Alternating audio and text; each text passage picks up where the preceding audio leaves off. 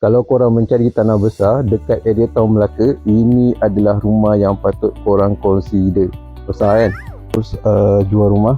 Hari ni kita berada dekat area Bacang. Aku nak review semi-D 2 tingkat 4 bilik 2 bilik air. Jom.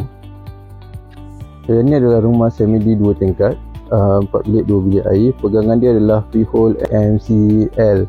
So korang boleh tengok dekat sini, parking sangat-sangat luas, sangat-sangat luas. Lepas tu dia punya bentuk design dia sangat-sangat premium guys, sangat-sangat premium. Dan rumah ni pakai batu merah. Tengok dia punya balcony. Oh right. Tak boleh muat dekat kapas ni 4 bilik kereta. Right, apa yang korang nampak ni, itu yang korang akan dapat. Okay. Dan kita akan bagi sekali auto gate point. Okay. Rumah ni guys, dia punya special adalah ni, tanah besar gedabak. So kalau korang mencari rumah area yang tanah besar gedabak sini, area town, ini adalah dalam this consideration korang. Right.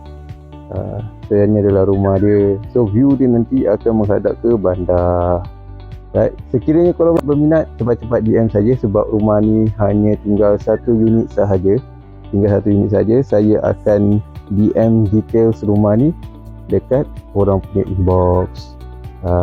Okay. Ataupun korang boleh komen untuk sebarang pertanyaan. Okay, bye.